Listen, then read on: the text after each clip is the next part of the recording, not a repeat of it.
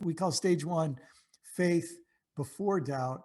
Stage two, I call complexity. And we could say stage two is faith managing doubt. And I know from even my high school years, I was a good student. I loved to read. I actually read philosophy when I was in high school.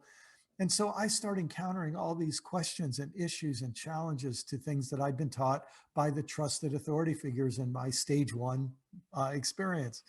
And so in complexity, you start trying to negotiate. Maybe I can unscrew that old belief about evolution and I could put in theistic evolution, put in a module from creationism now to theistic evolution. Or maybe you grow up with a certain kind of eschatology or the view of the end times and you think, boy, that doesn't make sense. And so you unscrew that and screw something else in. But basically, you're trying to fix your faith to make it livable. I call stage two the stage of pragmatism. You're trying to make things work. You might say, well, the version of Christianity that I inherited from my parents wasn't perfect. So I want to tweak this and tweak this and tweak this, hoping I can make it perfect and, or at least make it livable. And stage two took me a long way. Of course, I didn't have this language back then, but a memory came back to me not long ago of a time I went to this older fellow in my church who was a youth group leader. And I can't even remember what the issue was. It might have been an issue some of you have heard about. And if you don't know what this means, just consider yourself very blessed. But it might have been free will versus predestination or something like that. So I go and I ask him, which is right? And here's what I remember him saying. There are 4 different ways to look at that.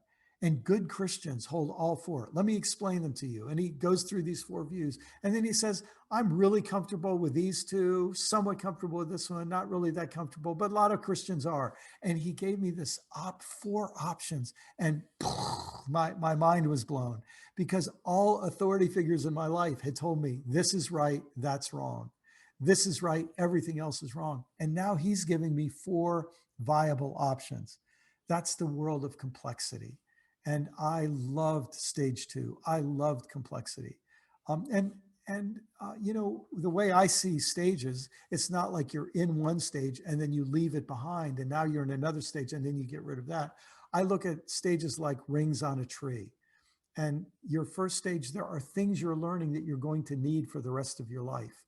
But then you grow beyond to start learning some new things. A new ring emerges on the tree. And then you grow beyond that. And each new ring includes the earlier ones, but expands upon them. And so stage 2 worked really well for me. Until I was in my early 20s. And I had a series of personal experiences that just went terribly. And I won't go into the details now for the sake of time. But I had been reading all these Bible verses and I'd memorized them, that if you do this and if you believe that and if you pray like this, your life will go well. And I've got to admit, I was about as zealous and rigorous and committed as anybody I'd ever met. I had a series of things just go as badly as they could possibly go.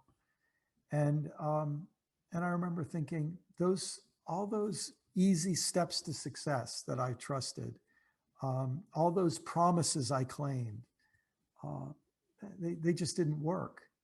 And that was my first entree into stage 3, what I would call perplexity.